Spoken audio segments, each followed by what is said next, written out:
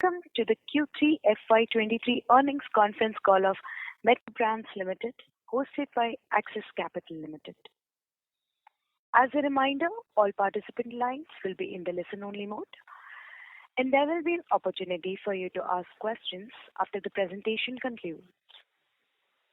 Should you need assistance during the conference call, please signal an operator by pressing star then 0 on your touchtone phone. Please note that this conference is being recorded. I now hand the conference over to Mr. Gaurav Jogani from Axis Capital Limited. Thank you, and over to you, Mr. Jogani. Thank you, Michelle. Good afternoon, everyone. On behalf of Axis Capital, it's my utmost pleasure to welcome you all to Metro Brands Q3 FY23 earnings conference call. From the management today, we have with us Mr. Rafiq Malik, Chairman, Mrs. Farah Malik Bhanji, Managing Director, Mr. Nissan Joseph, Chief Executive Officer, and Mr. Kaushal Parekh, Chief Financial Officer. I would now hand over the call to Mr. Nissan for his opening comments. Thank you, and over to you, Nissan. Thanks, Gaurav, and good afternoon, everybody, and thank you for joining our Q3 earnings call. We have closed another exciting quarter for Metro Brands and once again have attained an all-time high in our performance. Q3 has been the first quarter since the post-COVID era where we were not up against any quarantines from the year before, and the demand we have seen for premium products has been strong. These results have been fueled by the strong wedding season, the growth of the middle class segment, the continued shift from unorganized to organized retail, the easing of inflationary pressures on raw materials, and a stabilized supply chain. This has also been our largest new store opening quarter as we opened 54 new stores, closed 6 stores, and relocated 3 stores, giving us 48 net new stores, bringing our total of stores to 720 stores, not including any of the Cravatex stores. These new additions of stores were across all our portfolio of brands, and we only grew our city count by 6 cities, indicating that these were mostly existing markets that we backfilled into. In our ASPs, we saw the highest growth in our price points over rupees 3,000, consistent with the other quarters. The Q3 numbers are very impressive, but more importantly, they reaffirm the comprehensiveness of our strategic initiatives, namely, premiumization is working, the efficacy of our new store opening processes, the ability to continue to grow without sacrificing gross margins, and deliver overall the numbers very much in line with our guidance for gross margin, EBITDA, and PAT. Before I turn it over to Kaushal to give more details of our... I'm sorry, sir, we couldn't hear you. Can you please repeat your last line? Before I turn it over to Kaushal to give more details of our numbers, I do want to confirm that we have closed on the Cravatex acquisition, which now gives us exclusive license and distribution rights for Fila and full ownership of the Proline brand. Our current focus is to rationalize the distribution points, clean up the inventory, and reset the product to align with where we want to position the brand for the future. The team has been working on the integration of the company and is confident that we will be able to set the plans in motion to unlock the potential of Fila and Proline in India. In closing, we're very excited by our performance in a normalized quarter, one that we've all waited for since the start of COVID. The strength of our operational rigor, the financial discipline, the success of our strategic initiatives, and the continued tailwind in the Indian economy for our sector keep us optimistic for the future. With that, I will turn it over to Kaushal to give you more color on the quarter. Thank you, Nissan. Good afternoon, everyone, and welcome to Q3 earnings call of Metro Brands Limited. We entered the quarter on a very positive note, backed by start of festive season in the month of October. The positive trend continued throughout the quarter, and we witnessed business growth across all our formats, across zones, tiers, and all our product categories. Before beginning with the financial highlight, I would like to mention that we successfully completed acquisition of Cravatex Brand Limited on 1st of December 2022.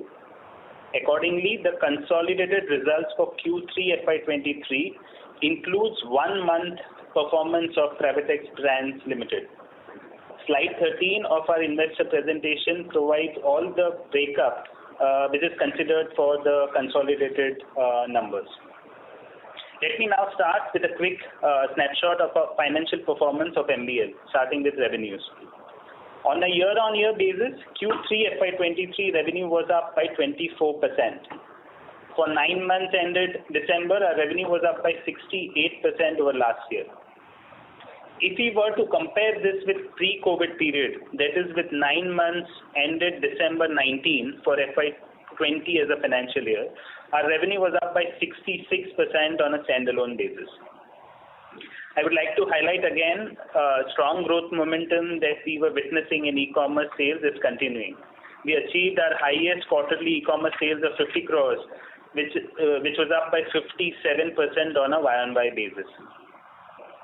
Now moving on to gross margins, at a consolidated level for Q3 FY23, we delivered strong gross margins of 59.2%, which is in line with the margin that we saw in Q3 of last year.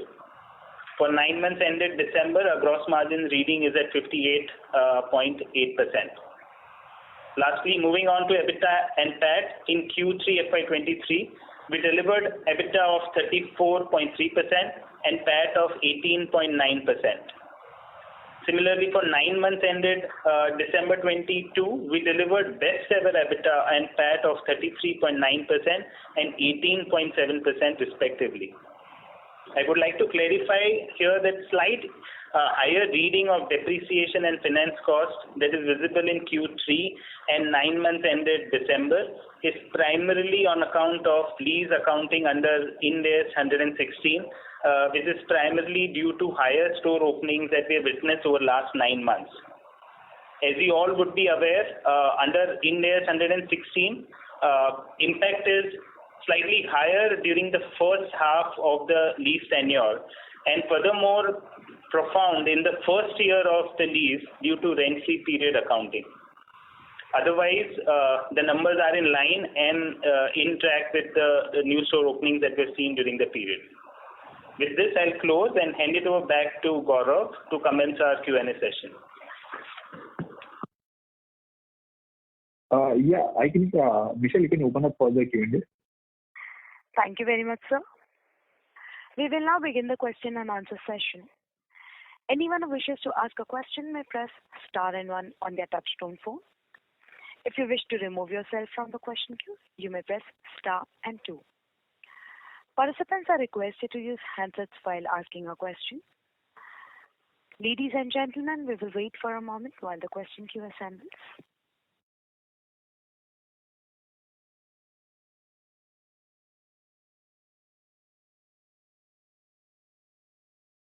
We have the first question from the line of Tejas Shah from Spark Capital. Please go ahead.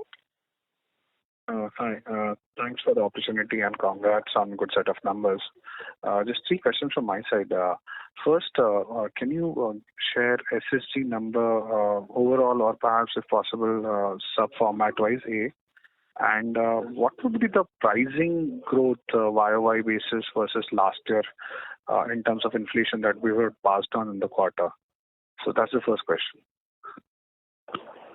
Thank you, Tejas, for asking your question. Unfortunately, we are not disclosing SSGs, so I will not be able to share these numbers. But let me share, comparison with, say, pre-COVID sales that we recorded. And as I said in my opening remarks, if we compare, our sales for the current 9 months with 9 months ended December 19, we've seen growth of around 66%. Okay. Between, if you see store growth between December 19 to December 22, the store growth percentage is around 34-35%. So, broadly you can sort of calculate 66% is the overall growth. Even if you consider complete store opening numbers, the growth is the store number growth is around 35%. So balance broadly is on account of the stores that were existing at that point in time. As regards your second question on ASPs, if you see ASPs including accessories, we have seen growth of about 3 to 4% over last year. However, if you see ASP comparison for purely footwear, we have seen growth of around 6 to 7%. Having said that, that's not always all inflation driven. Some of it is a mix of goods that we sell. So if you sell more premium products, you are going to rise up ASPs without that being a reflection on inflation. Fair enough, sir. Yeah, got it. So second, how should one read about the demand scenario? And in this quarter also, would you like to share some trend as of the December? Was there a considerable weakness? Because that's what we picked up in our interaction or engagement with other retailers. And then that perhaps preponed end of season sale for a large part of the retail community. So just if you can give some even qualitative comment on how you saw the demand panning out during the quarter, and how do you see coming quarters as well on the demand side? We did not see any erosion of business in December. Tejas, I think if anything, there was a little bit of an erosion of business, specifically in some geographical areas in November. A large part of that was attributed to the wedding season shift, as opposed to anything of a macroeconomic condition. So that's number one. As we look forward, what we base our strategy on is the fact that there's a growth of middle class in India, and that continues to happen. There is much more disposable income in the group that we cater to. We are strongly aware that inflation is running at an all-time high globally. However, for India, that is not necessarily unusual for us. So we remain quite optimistic about the demand and the opportunities that we have to increase our efficiencies, our sales per square foot, and taking care of more customers in our stores. Also, Tejas, I just want to add one point here. Although we saw few of the retailers starting their EOSS early, we didn't start our EOSS in the month of December. It's core festive season. We started our EOSS in the second week of January. So the sales that you see is without any EOSS push in Q3. Perfect. And then last one on inventory. So based on our calculation, our inventory per store is somewhere around 8.5 million versus 6.3 million last year same time.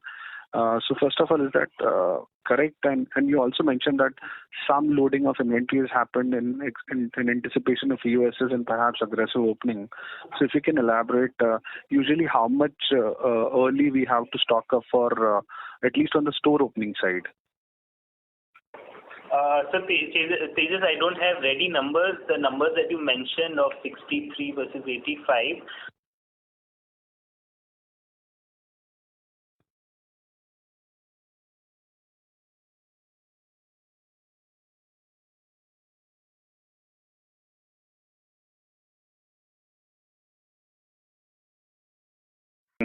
That other categories have started coming to life thanks to no restrictions and quarantines and travel increasing. So I think that answers your question as to why you may have seen a little bit of a dip in our unisex.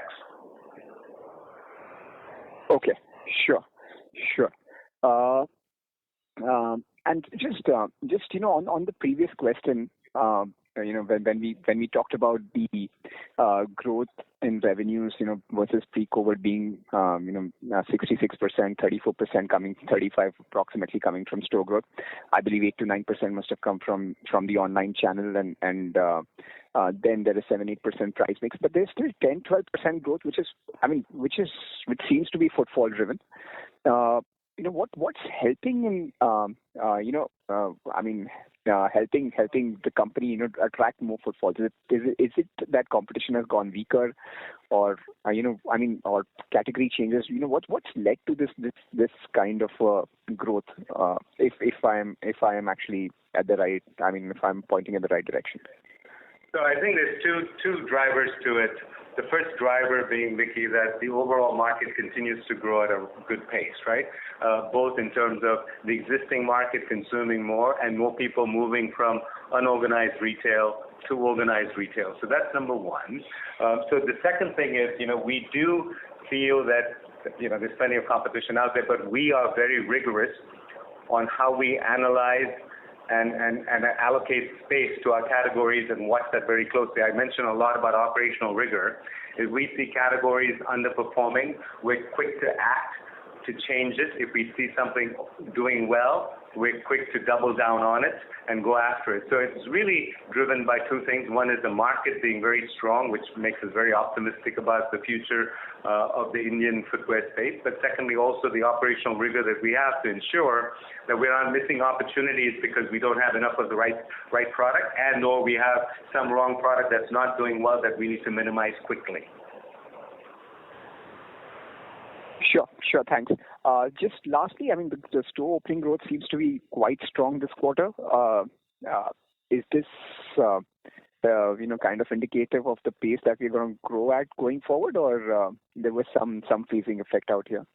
Yeah. So I think there's two vectors that we use on our new store growth. One is we guided to 260 stores in our DHR, in our RHD. So we want to ensure that we meet that target without any question. So that guides us. But the second guide is really finding the right real estate opportunities, and that's what truly is our guide. We believe that if we make sure that we get the right locations, both in terms of traffic, location, and also rentals, that's the right strategy to grow the business as opposed to be fixated on a particular number. And as you know, the inventory of real estate ebbs and flows. So, while we can't always predict the availability of real estate in a given quarter, we're pretty confident that, as I mentioned, we've only grown by 6 cities, taking us about to 160 cities in India. There are well over 300 cities that Metro Brands has identified that we could be in. So the opportunity exists. We will continue to be very, very disciplined in how we choose locations. And if the locations are right for us, we will be, we have no issue with capital allocation for it. We have no issue with operational expertise to do it. There's no area geographically where we're challenged to do it. So, we're ready to do it, but we'd rather go because we have the right opportunity as opposed to go after a certain number. But we will ensure that we absolutely meet our commitment on the RHP. Sure. Thanks a lot, Nissan, and congrats for the good performance. Thanks, Vicky. Thank you. We have the next question from the line of Bhargav Buddhadev from Kotak Mutual Fund. Please go ahead. Good afternoon, team, and thank you for the opportunity. Sir, my first question is on store openings. So we mentioned that we've increased our city presence by 6 cities, and the potential is 300, but presence is in 160 cities. So why would we still continue to add stores in our existing cities where we are present and not expand the breadth? What is the rationale? So again, I go back. The first filter we use is making sure that we have the right real estate. And if that right real estate appears sooner in an existing city, then we'd rather do that. So that's first and foremost. The second one is, when you expand, there are 2 strategies you use. One is a cluster strategy, where you're able to leverage your marketing, your brand knowledge, your brand penetration in the town. So that's a cluster strategy. Operationally also, it makes for a very efficient way to grow. And the second thing is, the second way you expand is to go into new geographies, right? So there's not many new geographies that we think are out there that we're not aware of. But this is the advantage also of having 5 concepts and now 7, if you count Fila and Trendlyne, in our armor that we can grow into cities. So I think where most companies would struggle to do what we have done because they only have 1 or 2 concepts under the umbrella, the fact that we have multiple umbrellas, and consequently when we open a store and we get a read on how well that store is performing in what categories, we also know what of our other concepts would do well. So that's why you see us growing, as always, with a lot of discipline and rigor to it. And it just what you're seeing is a reflection of how we go and grow stores. We opened 48 stores. We're very net stores. We're very pleased with how they're performing. And I think the fact that we're able to leverage off our knowledge of these cities from some of our other concepts is what drives us, part of our success strategy. Bhargav, I just wanted to add one more point to what Nishant said.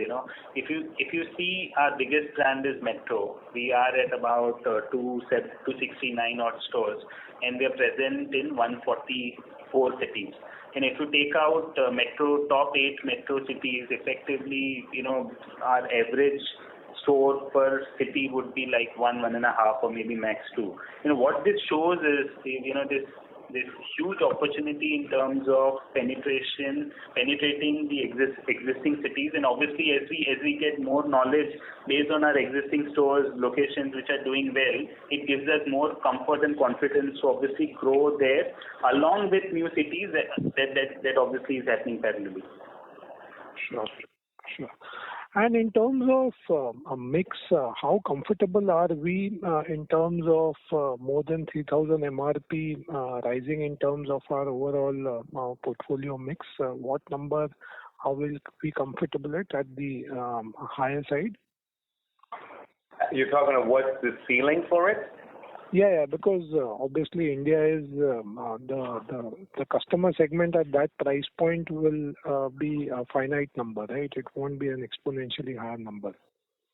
Well, I think they're two different statements, finite and a large number, right? I think it is finite, I agree with you, but I think it's still a large untapped market. So that's number one. Number two, I think there's new entrants coming into that market that aren't existing in it today. There'll be more new entrants coming into that space in the next 5 years, Bhargav, which is where we see the upside to it. And we are not here to say we're going to target a certain number about 3,000. Everything we do is customer backwards. We want to ensure that we're there to take care of what the consumer is looking for, right? Today, our consumer happens to be looking for a significantly large number of over 3,000 premium products, and we're catering to that. But I don't think there's a ceiling number we're looking for. I don't think there's a ceiling number we're going to set. And by the time we get there, don't forget inflation is going to take us, and 3,000 should not be that significant a number to go beyond. Sure. And my last question is on the consumer loyalty program. Very few footwear companies have actually worked on this. So is Metro leading the way in terms of setting a benchmark over here? Yeah. So, I'm happy to let you know that over the last 2 years, from pre-COVID to now, we have grown our membership by about 50%. That's a significant growth in numbers, especially given the fact that we were closed for a period of time without able to draw new customers in. It is part of our strategy. It is part of a very key part of our strategy. To say we're leading in it, I would love to think we're leading in it. Having said that, though, I also think there's so much technology and innovation coming into mining of data and big data and artificial intelligence that plays a role into mining your data, that it's an evolving field. And we're investing to it. We're aware of the potential of it. We're utilizing it very well currently, but I also am excited that as time moves, technology is giving us better ways to utilize those findings through artificial intelligence, machine learning, all of those things that you've seen. Okay, thank you very much and all the very best. Thanks, Bhargav. Thank you. We have the next question from the line of Nukunj Gala from Sundaram AMC. Please go ahead. Yeah, good evening, everyone. So just want to understand what would be the impact on your gross profit margin purely on account of the higher raw material on a YOY basis. Just want to understand that negative impact. Nikunj, generally what we have been able to do over so many years is pass on the increased raw material impact in our MRPs. And even if you see last year, our gross margins were rock solid. In fact, we saw slight improvement in gross margins as compared to, say, earlier period. So, that's been the case in last year when we saw a significant push on account of inflation. We priced our products appropriately just to make sure that we price our product properly and at the same time ensure we hit our gross margins target. if I just want to break it down, our gross margin understanding into variables, I think in first comment you mentioned you have taken 6 to 7% price increase in the footwear and some 3 to 4% at the overall level. So price increase was a higher. Even I think on a mix, upwards of 3,000 is higher, so which is positively impacting gross margin. Third, I think you mentioned EOSS was lower in this quarter, hence the discounting was lower, which is again positively impacting your gross margin. So the only negative factor was the RM. So all the three positive factor, which ideally should have taken gross margins slightly on a higher side, was got impacted on the account of RM. So hence our gross margin was flattish, right? So just wanted to understand how much that positive delta was negated by the RM. So first of all, not every price increase is an RM increase. Sometimes it's just a matter of mix of goods. So you're selling better priced products than you are before. So it's a mix of prices. Secondly, Kaushal did say discounted sales was not a factor, but also it was not a factor last year, so it's not a comparative number, right? So I don't think we work in an FMCG business where the products are consistent in their composition year on year, that one could tack a number distinctly to one single raw material. And even if you could, because we do have core products that we sell year on year, that's not necessarily going to move the needle. I think what you've got to look at is say, we've had an inflation, a normal inflation for our input costs and all our costs, somewhere between 4 and 6%. Okay. We've also had, our ASPs go up because of mix of goods. We've also priced our products to where there is demand that we can sell through the product correctly. Okay, sure. So just on the gross profit margin front, till last quarter, we used to make a comment on the gross profit margin that we are always looking at in the range of 55 to 57. I think that comment was missing in this presentation. So is there anything to read on that, or just want to understand your thought process on the gross profit margin going forward? I did touch on it, albeit a little bit broader than that. I think what I said was that we were excited that it delivered to our guidance in gross margin, EBITDA, and PAT. And our guidance on gross margins has always been 55 to 57. And I say that because we know that when you chase a gross margin number, that's not always the best thing you can do for business. What we chase is what we believe the customer sees value.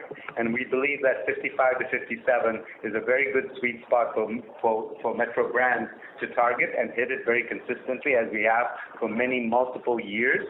And every now and then you're going to see it blip up, like you've seen in the last few quarters.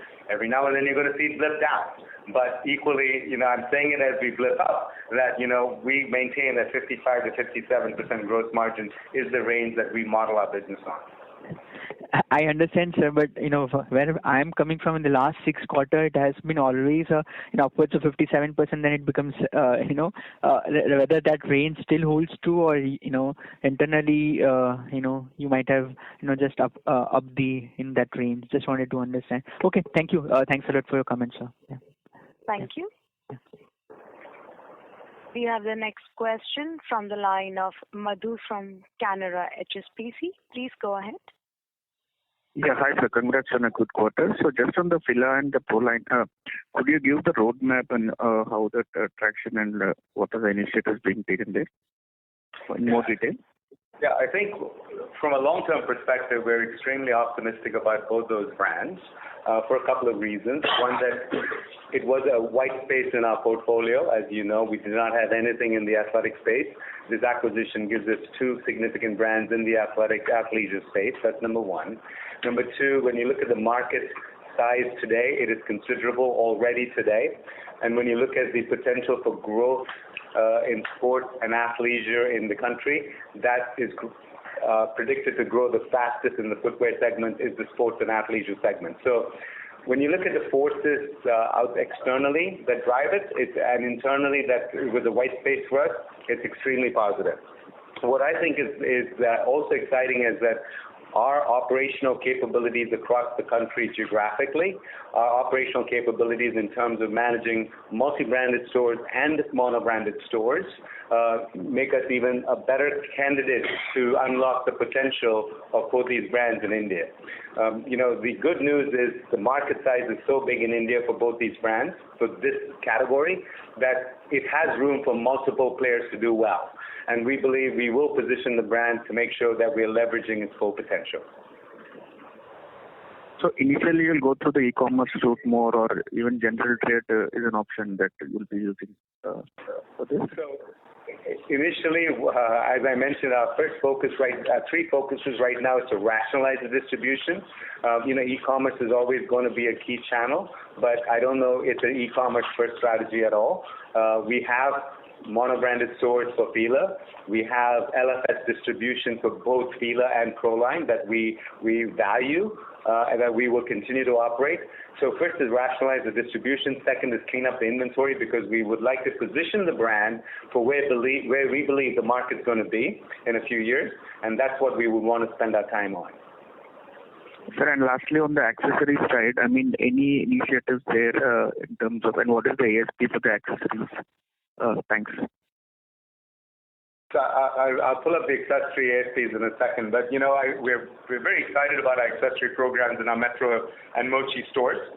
We sell about 10% of our sales in accessories, and we see that as an opportunity for us because the consumer relates our accessories to a shoe purchase, whether it be socks with a shoe or whether it be a handbag with a shoe, right? So we see potential in that space.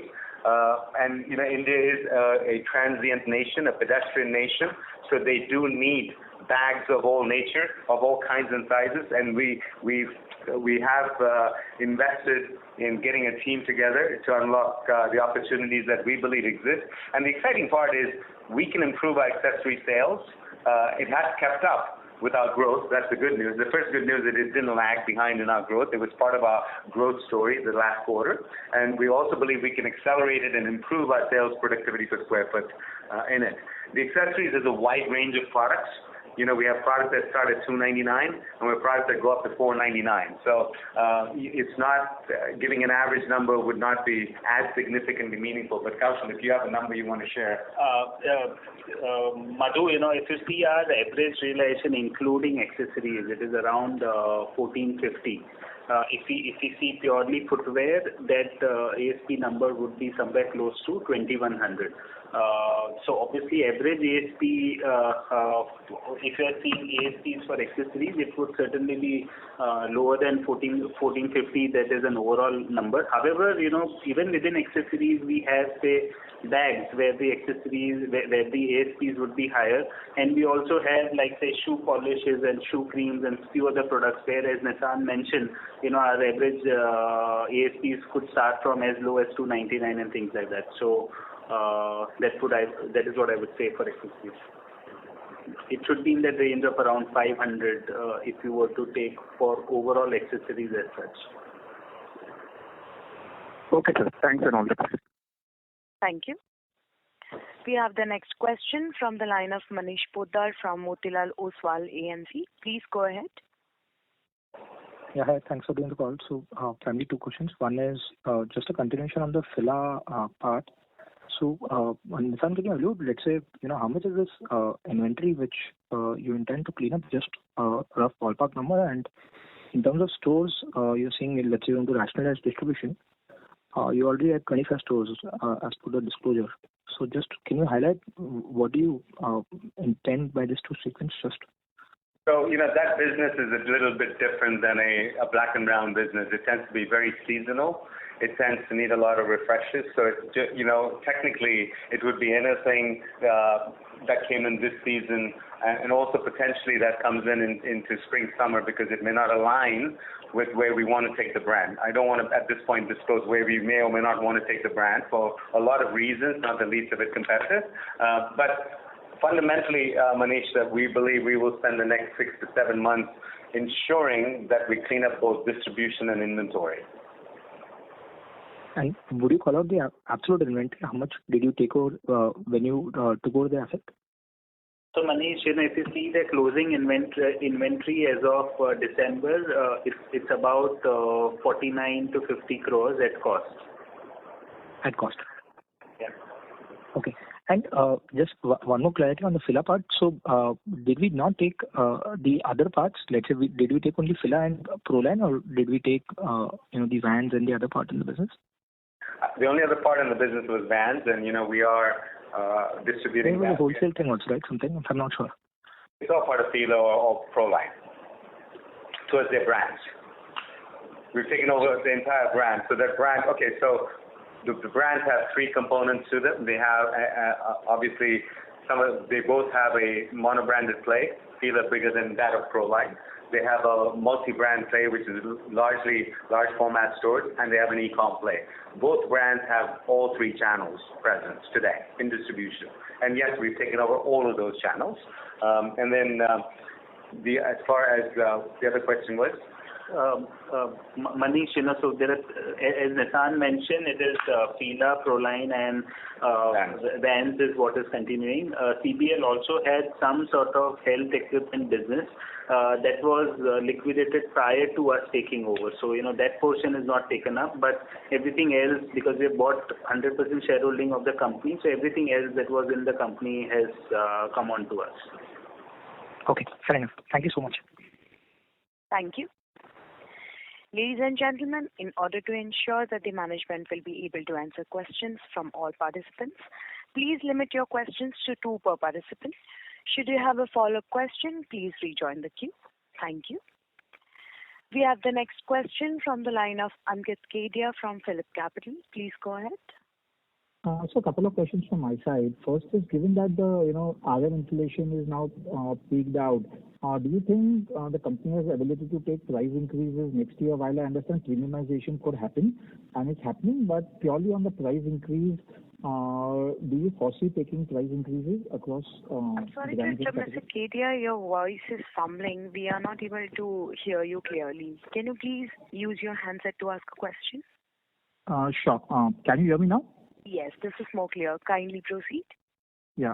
So my question was on price increase. Given that RM inflation is behind us and it's stabilized, do you think next year the company is expected to take price increases if the RM stays at the current rate? So price increases don't happen only because of RM, Ankit. They happen for a number of reasons, right? Rentals go up every single year for almost every retailer, number one.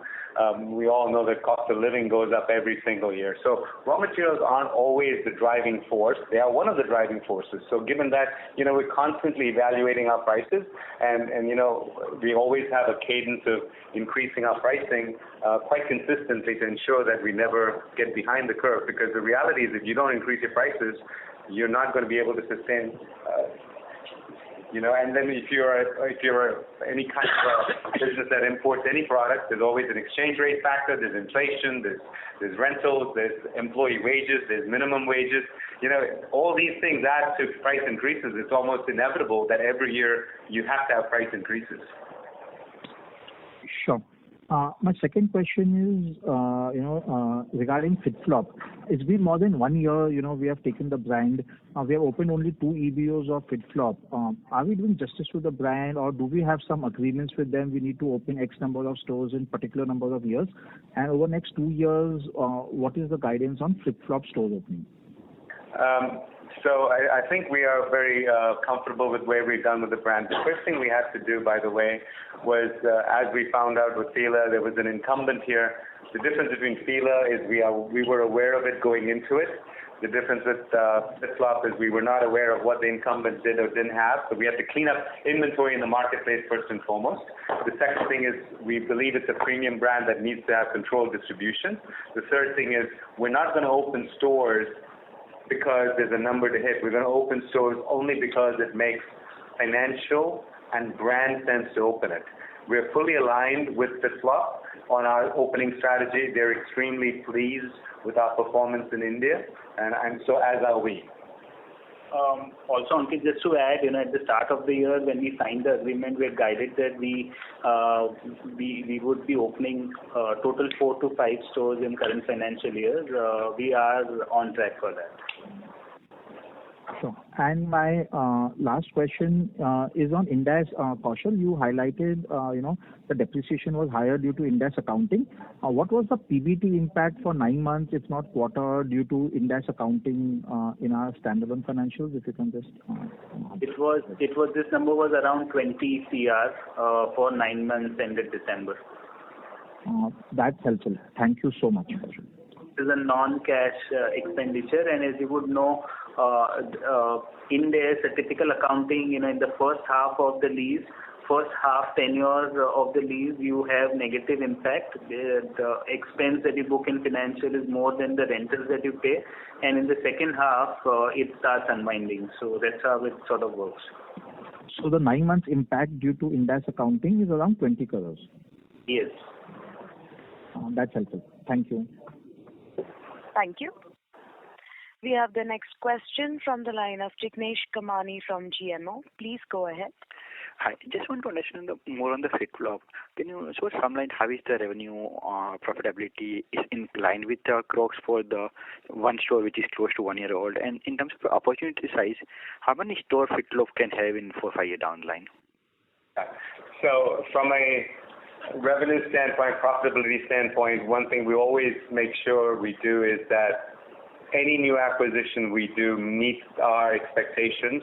And our expectations, as you've heard on this call, is it produces a realized gross margin of 55 to 57%, and FitFlop is very much achieving that for us. The only difference is FitFlop does have a wholesale business that has a different margin metric, but yet very profitable. So we're very pleased with the FitFlop numerics that come through. It's very comparable, very competitive, very compelling for us. So that's number one. When we look at the FitFlop opportunity, don't forget it's a very, very premium product. The average price point is somewhere between 7,000 and 8,000 rupees for a sandal. And the consumer loves it, they appreciate it, they see value in it. Having said that, as one of our previous analysts asked on their account, there is a limited amount of people around the country that can go that high. We think 3,000 is a lot more, but at 7,000 to 8,000, it's much more limited. So, it's not as wide as a Crocs distribution that averages 3,500 rupees for an average shoe. It's definitely more selected than that. But we also have the opportunity to sell a lot more wholesale accounts with FitFlop than we do on our own business, because we do not sell anything wholesale in our own business. Understood. And second thing on the price hike, have we taken any price hike in the third quarter? We're always taking price hikes. The only question is, what is the driver to the price hikes? And because this is a business where, we do have new products coming in all the time. And no, you cannot really compare two products. We look and see if that product what price that product will command. So have we taken any price hikes on existing products? We did hedge our inventories, as we mentioned in the previous calls, so we didn't need to. But our ASPs went up because we are bringing in products that have value to the consumer at a higher price point. Understood. Sure. Thanks a lot. Thank you. We have the next question from the line of Vivek Joshi from Freeturns Research. Please go ahead. Yeah, thank you very much for the opportunity to ask the question. So I'm trying to understand the business of Metro, and I have two queries. The first query is, are all the 700 plus stores owned by the company, or are they leased like kind of franchise model?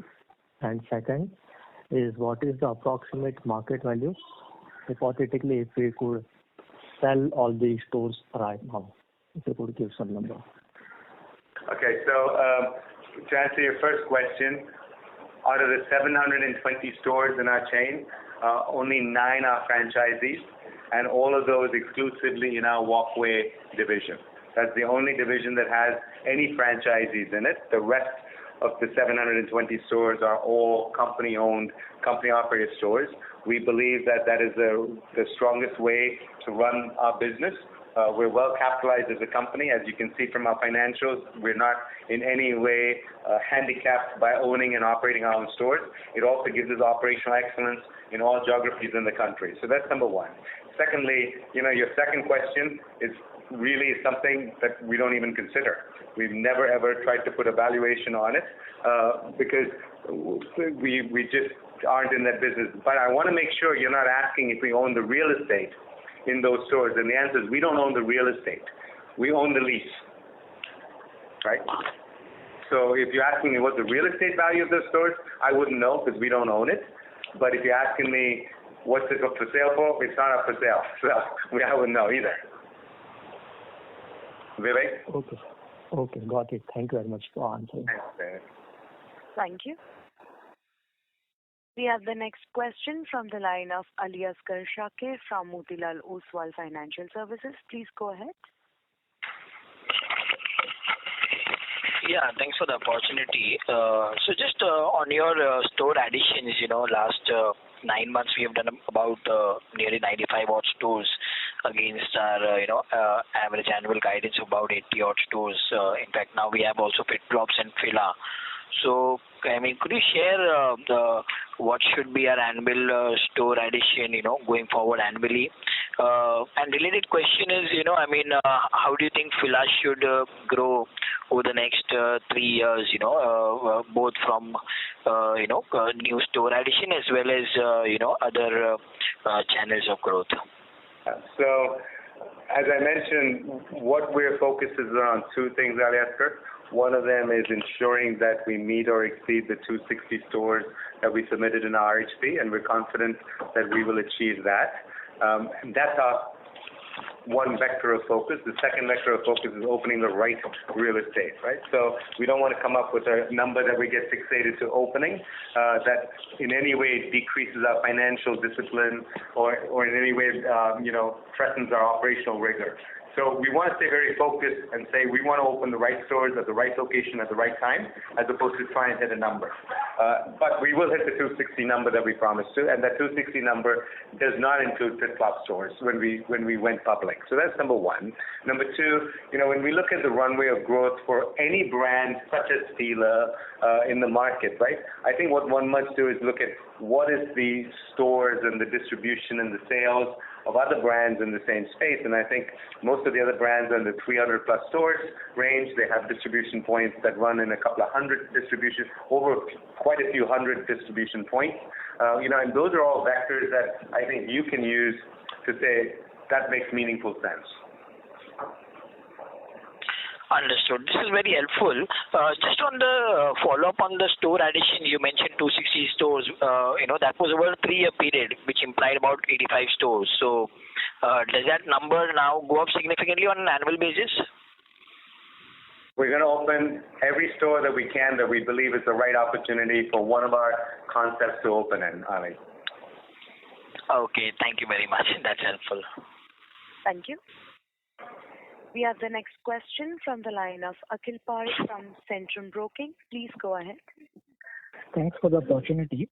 My first question is on the journey of a new store, like how long it takes for the new store to ramp up and how many years it takes to reach the sales throughput which is similar to a mature store. So, Akhil, it depends store by store, but generally, if I just have to give an overall average number, we see significantly higher sales growth in first 3 to 4 years because that's the time when store reaches to the maximum audience in the vicinity where the store is located. And over a period of maybe 7 to 8 years is when the store matures. Having said that, even for our Colaba store, which is more than 70 years old, we have SSG's targets which exceeds, the inflation numbers that you see in India. So that's how we sort of see metrics for all the stores. On the other hand, just the other dimension of new stores is, we want to make sure that every store is profitable from day one. Rafiq, our chairman, will tell you that there is no gestation period in retail. If you don't make money on the first day, you're going to have an uphill battle the rest of your lease. So we expect all our stores to be profitable, and most of them are in their first year. And as a rule of thumb, we get our cash back from a store within 2 years of opening it. Okay, just clarity on it. Like I just wanted to know, like, if for example, if the mature store is making 100 rupees of sales per month, and if I open say 50 new stores in a given fiscal year or financial year, so during the year one, would it be fair to assume it will clock at least 50 to 60 rupees of sales? Well, it would be more than fair. In fact, it's probably much higher than that. But don't forget, store sales are determined by where you open, how big the store is, what your competition is. So we've had stores that we've opened that exceed some of our average store performance across the chain, and we've had stores that don't. But as a rule of thumb, you would say that if it's 100, the new store number would be less than 100, which is why you see in the first few years we expect them to have considerable like-for-like growth and start catching up to that number. Got it. And we have a wide array of stores, right? So we have stores using a 100 number. If 100 was the average number, then like any good math dispersion would have for a chain of 720 stores, we're going to have stores that go from 60 to 140. That's a significant swing, right? So it's just because a new store comes in at 60 doesn't mean it's a bad store. Got it. This is good enough. And second and last question is on the if I look at products which are priced above 3,000, the contribution has been consistently going up over last 4 years, from 34% to almost 44% over last 4 years. But average selling price per unit is broadly similar at 1,450 to 1,500 odd rupees. So would it be fair to assume that extremely higher end of products are getting sold more and more, and slightly less premium are getting less sold? Yeah, I think it's a combination, right? So yes, we are seeing some decline of sales in the lower price points, obviously. So it has to come from somewhere. When the contribution of one category grows, the contribution of another category goes down. But also, we put a lot of emphasis into our accessory sales, which is at a much lower price point. As Kaushal pointed out, if you look at our average today, it's 1550. But if you take out accessories, it jumps up to north of 2,000 rupees. So that's a significant delta. And accessories is a place that we want to focus in on, because we believe it's a low cost incremental sale that we can add to our bill value. So is it fair to assume that accessories was in a lower single digits as a percentage of total sales, say 4 years back, and it's 10% right now?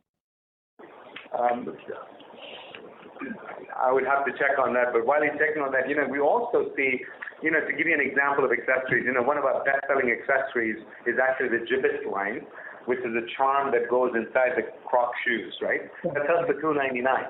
So we could have incredible growth in Crocs, but the average is going to go down. It's going to diminish the average sale if you look at it just from a total sales standpoint. So there's a lot of factors that go in here, but fundamentally it's not because we're selling fewer products in general. We are seeing we've exited some price points in our walkway business below 500 and below 1,000 with the GST increase that we had at the turn of last year, right? So that has happened. But also there's a whole mix of goods that's very hard to read that it's coming solely at the cost of one category to another. Sure, fair enough. And best wishes for coming quarters. Thanks a lot. Thanks, Dr. Thank you. We have the next question from the line of Umang Mehta from Kotak Securities. Please go ahead. Thanks for the opportunity. I just had two questions. One was, can you share what is the difference between your pre-Ind AS and post-Ind AS EBITDA margin, typically? And the second one was on your basically revenue per square feet. How do you basically account for the new stores? If they're added mid-quarter, do you consider only the period for which they were operational? Umang, on your first question on Ind AS, difference between pre and post 116, the delta is somewhere around 8 to 9%. So, if we were to see pre-Ind AS margin, it would be close to around 25-26%. 34 minus 8 to 9 would take you to that number. Revenue per square feet, thanks for asking that question. If you see, what we do, just to keep it simple, we take total sales delivered by all our stores, divided by the total area that has been added. So especially in the period where you add more stores, for a temporary period, obviously numerator has only sales for 1 to 3 months maybe. However, denominator would have the complete area, square footage area. Understood. Makes sense. That's why maybe perhaps we are seeing some decline year on year, but because of the aggressive store additions. Got it. Right. Thanks a lot. Thank you for clarifying. Thanks, Aman. Thank you. We have the next question from the line of Sabyasachi Mukherjee from Centrum PMS. Please go ahead. Yeah, hi. Thanks for the opportunity. So 2 questions from my side. Firstly, if I hear all the retailers and brands that are coming out with in interviews and some quarterly updates of the last quarter Q3, most of them are saying that there has been some slowness post the festive season in the demand environment. So wanted to have some sense if you can give for your case, probably in a monthly basis. I mean, how was October? How was November? And have you seen some slowdown in December? As I mentioned before, we did see a little bit of slowdown in November, but October and December very strong months for us. And when you have a pan-India operation and you cater for footwear for multiple occasions, it's festival season year-round for us, right?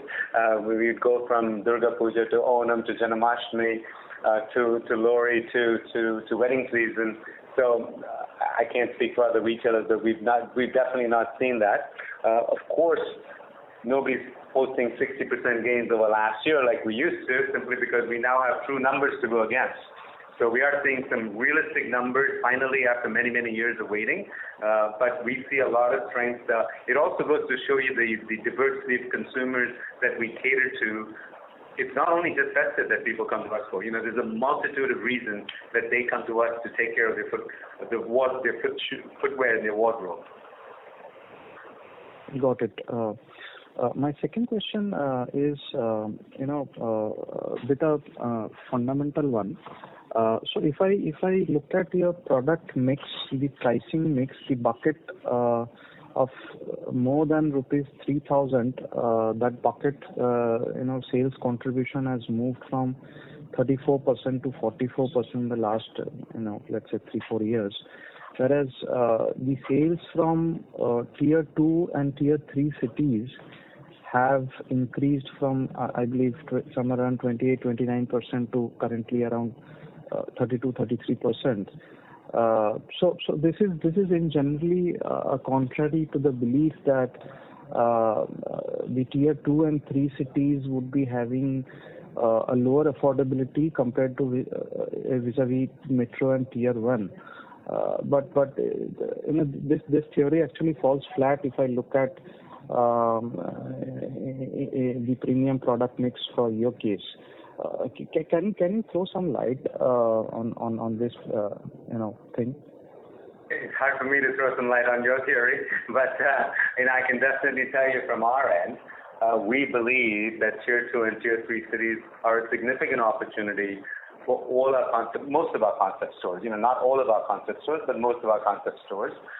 The consumer in these cities is very eager to get value for their money. And Metro, though it's premium, is still value for the money. And then we want to make sure that everyone understands that we're not just about premium for the sake of premium, which is when you might see an erosion of customers as you go down in the tier of cities. We're about value, and there are consumers in every tier of city that sees value. So that's distinctly our point of difference. People have been driving into tier 1 and metro cities to shop us. Now they can do it from the convenience of their local shopping area. So, I can't speak to your theories or the theories of other people, but what you're commenting on our performance, Sabayashi, is very true. We see that number consistently holding up as we go into other tier towns too. And related to that, your own brand sales has also gone up from 69% to 74%. That has, I believe, has helped in the margins as well. Going ahead for the next 3-5 years, do you have any target of moving it to, let's say, 80-85%? Do you have a ceiling for that? Yeah. So our target there is very simple. We work customer backwards. If we're not taking care of a customer with some of the brands we own, we're going to go find that brand because we want to keep that customer happy, satisfied, and have a complete customer journey in our stores. So that's the first filter we go through. Okay. You look at the brands that we typically take from the outside, Crocs, FitFlop, very unique propositions that we don't believe we can cater to that consumer ourselves. So we're happy to go get those brands for our consumers. Would I like for 100% of it to be my brand? Of course I would. But the reality is we would always have a mix. And that mix is going to depend on the season. And it's going to depend on the season because we're going to be very agile as retailers, very in tune with our consumers, so we can always react to where the consumer is going instead of trying to force them to come a certain way. Got it. Understood. Thank you. That's all from my side. Thank you, sir. Thank you. We have the next question from the line of Mansi Desai from Dalal & Broacha Portfolio Managers. Please go ahead. Hello. Sir, I wanted to understand what has been the demand scenario on the lower end, especially walkway, if you could throw some light. Yeah. So, Mansi, it's not unusual that we're seeing, some eroded demand on the lower end of the segment. But to be very fair, it's also caused by the fact that we've exited some price points in the lower end, right? So when GST goes up from 5% to 12%, which is a 700 basis point hike, you're going to lose some price points that unless you take away quality or start selling product of a much lower quality, you don't want to stay in. You cannot stay in. So some of it is that, but you're right. We are seeing some challenges in that segment. Having said that, it's not like we're not seeing growth come in that category, in that concept. It's just that it is definitely more challenging for that concept in the lower price points. Okay. And second question was on the store guidance. Despite opening 90 plus stores in the first 9 months, we continue to kind of maintain the store guidance. So are we being conservative in that front, considering penetration story is so large in India, even at the moment? Some people call it conservatism, some people call it financial discipline, right? We like to call it financial discipline. So, as I said, we're going to vector to two things. We guided to 260 stores, as you said, Mansi, and we're going to ensure that we hit that number or exceed it. And that does not include FitFlop or anything that we've got from the Gravitex opportunities that come through Fila and Proline. But we are going to open as many stores as we can that we think is the right opportunity for us. In all geographies in India. So it's not about tier 1, 2, or 3. It's not about north versus south. It's not about 200 versus 300 stores. It is about, is the deal that we're looking at today the right deal for whichever one of our concepts? And given the fact that we have multiple concepts, we can really quickly filter these opportunities well and see if there's a fit. Okay, sir. And just one last question on the ASP, particularly for Q3. It stood at 1450. Am I correct? Or that's the 9-month number? It's a 9-month number, a YTD 9-month number, and it is around 1450 years. So for Q3, if you can share the ASP? For Q3, it would be around 1510, 151511 maybe. Okay. That's it from my side. Thank you, sir. Thank you. We have the next question from the line of Rishi Modi from Marcellus Investment Managers Private Limited. Please go ahead. So, hi Nissan. Good afternoon. In your presentation, you've written that you all have invested in the tech front to get as much data as you can from your membership and your retail point of sale software. So just wanted to get more granular details on what sort of investments on the systems or softwares as well as on the people front that we've done, as well as what sort of insights has this activity been throwing. Any couple of instances or any couple of insights that have helped you which you weren't aware of earlier? Good afternoon, Rishi, and thanks for that question. So we've invested in multiple technologies.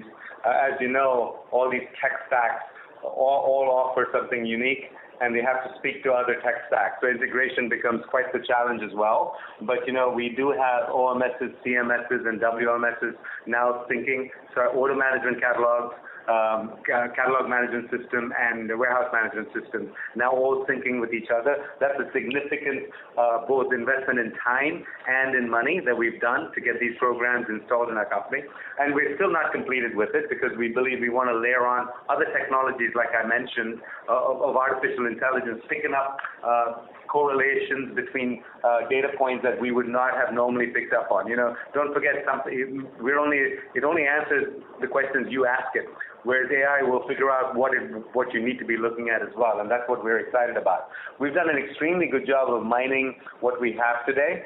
Having said that, I think there's a lot of opportunity left in what we can do, whether it's informing of cohort groups or looking at shopping behaviors. We were quite pleased to see that the overlap between Metro and Mochi, and we're not going to disclose it, but I'll tell you it's not as significant as we would have thought it would be, especially since almost 80% of our stores overlap. So we are catering to unique customers between those two. We're also pleased to see that there is an overlap between Walkway and Metro and Mochi, which also surprises us because we thought we were catering to totally different consumers there. So I'm just sharing with you some little insights to give you an example of the kind of stuff it's throwing back at us. But fundamentally today, our systems are geared to tell us what we ask it to tell us. Cohort groups, adjacencies, the same recency, frequency, monetizations of consumers and consumer segments and groups. But we believe that with the technology additions that we're doing, it'll give us an opportunity to leverage those 12 million customers we have in our database even more. Right. Understood. All right. And my second question was on Walkway, right? So Walkway, we had earlier attempted a value format footwear brand, but we didn't seem to be so successful, and hence we relaunched as Walkway this time around.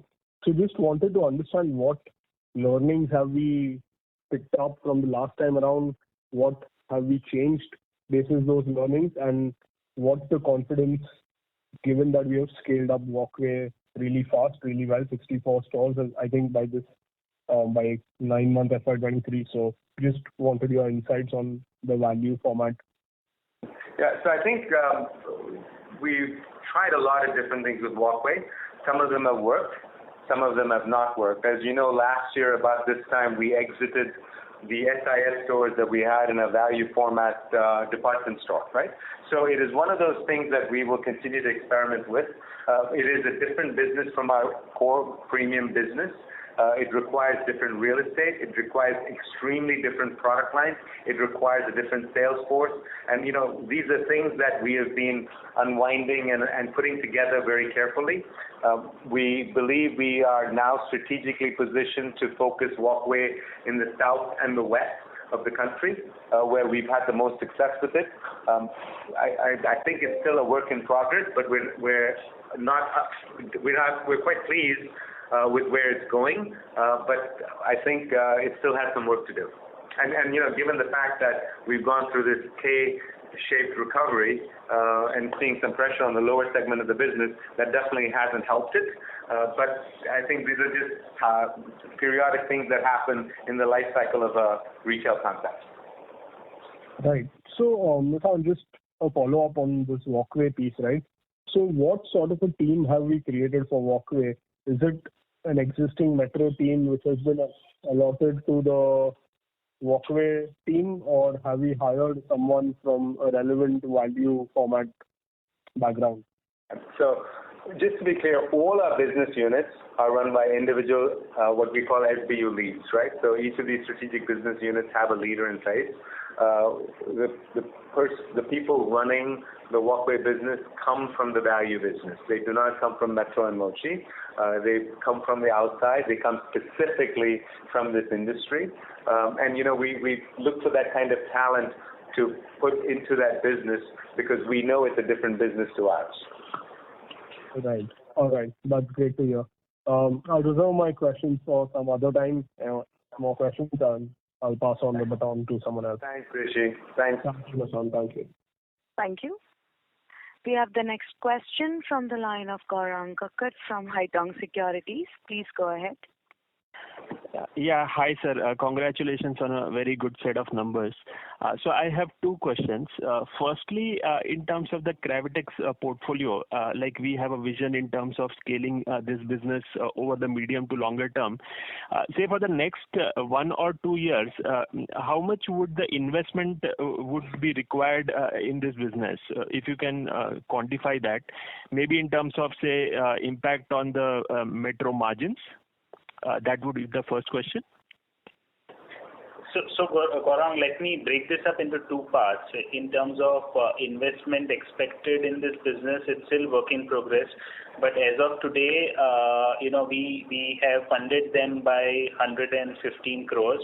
Of that, 106 crores was the repayment of debt, which was part of the overall consideration that we finalized for acquisition of the brand. So in last month, effectively, there is an investment of around 8 crores to meet the working capital mismatches that we see for a temporary period. Our expectation is over a period of time, over next 3 to 4 months, this working capital mismatch should get addressed, and our long-term endeavor would obviously be to make sure that Gravitex as a standalone entity is able to fund its own growth and the balance sheet. In terms of gross margins, I'm talking about long-term period and this extension of what Nissan said. We have carefully evaluated the brand, and we don't foresee any reason why the long-term gross margins, EBITDA and PAT margins for Fila should be lower than our current margin structure with the existing 5 brands. Over a near-term period, since our focus would be on liquidation of excess inventory and cash conversion cycle, you may see some pressure on gross margins on a standalone basis for Gravitex. But once we have, post 6 to 12 months, when we shift our focus more on EBOs after testing the products within our MBO network, once that process starts, we feel our margin would be similar to what we do in other 5 formats of ours. Thanks, Kaushal. That is helpful. And secondly, the business is doing pretty well in terms of growth, in terms of margins, etc., and is throwing out a lot of cash. Now, given that the expected cash generation is going to be strong based on what the numbers current year are we looking at, say, materially improving the dividend payout ratios, or is there a stated dividend policy? What will be the thought process on the cash that is likely to be generated? So Gaurang, if you see our history over last more than 15 years, we have consistently paid out 25% or thereabout of the PAT that we generate over a period of time. So our endeavor would be to try and stick to that ratio. We also have a dividend policy which says 20%, but historically we have done 25% and we would want to stick to it. There are other factors. We just invested in CBL that is our biggest investment till date, wherein we invested about 203 crores. So, unless and until we see such sort of an opportunity, we intend to continue to maintain the dividend payout ratios that we have done for last 15 years. And also just in last quarter, we have declared interim dividend of 2.5%, 2.5 rupees, per share in this quarter. Sure. Thanks a lot, Kaushal, and all the best. Thank you. Thank you. Ladies and gentlemen, that was the last question for today. I would now like to hand the conference over to the management for closing comments. Over to you, sir. Right, thank you very much. Thank you, Axis Capital, for hosting us, and thank you all for joining us through this. We're very excited about Q3, and we remain optimistic for the future. Metro Brands is always going to do what's financially disciplined and with operational rigor. We're all about delivering what we said we would deliver against our numbers of gross margin, EBITDA, cash. Thank you for your support, and we look forward to meeting some of you in the near future. Thank you, sir. On behalf of Axis Capital Limited, that concludes this conference. Thank you for joining us, and you may now disconnect your lines. Thank you, everyone. Have a great day.